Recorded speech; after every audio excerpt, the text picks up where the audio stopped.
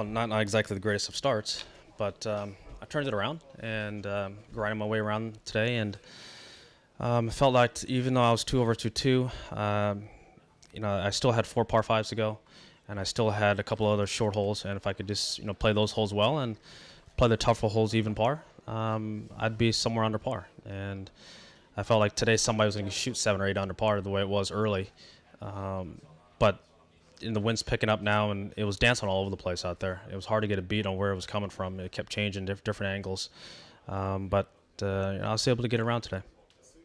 Well, I knew I could do it, and that's why I was, telling you guys it was so important for me to play a congressional. The fact that I was able to recover every day, and the fact that I was stronger and more explosive as the more days I played, I'm only going to get better from that point.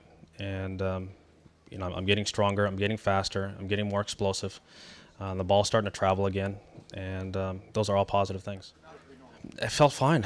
I felt I had a good warm up this morning, and went to the first tee. I was just trying to put the ball in the fairway, which I did, and stuck a 7-iron in the ground, hit over the right. But it felt good to be back out there competing again. It wasn't exactly the greatest of starts, bogeying the first two, and especially the second hole was a sloppy 3-putt there, and I ran it past the hole and then blocked the second one.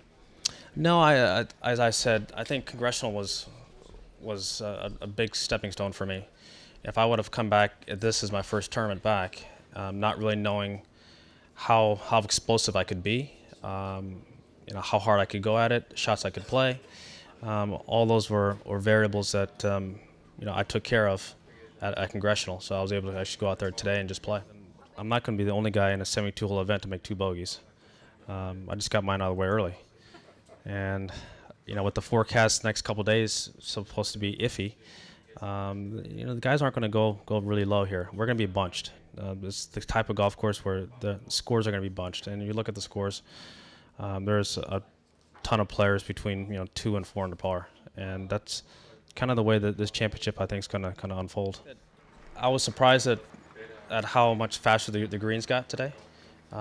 After how slow they were in the practice rounds, I thought they were going to probably keep them there, but they definitely sped them up, probably close to maybe 6 inches to a foot faster than they were in practice rounds. It'll be interesting to see if the rain comes in and what's going to happen to them. But they definitely had started getting a little more of a sheen to them, and the balls were starting to chase, starting to bounce, and we were in the morning wave too. So that was a little bit surprising. I played it for what the golf course allowed me to play. As I said, to you guys on Tuesdays, that I got a chance to play this golf course with 3 different winds, and that was big because a lot of the lines I had to make adjustments today. I'd already done it in practice rounds.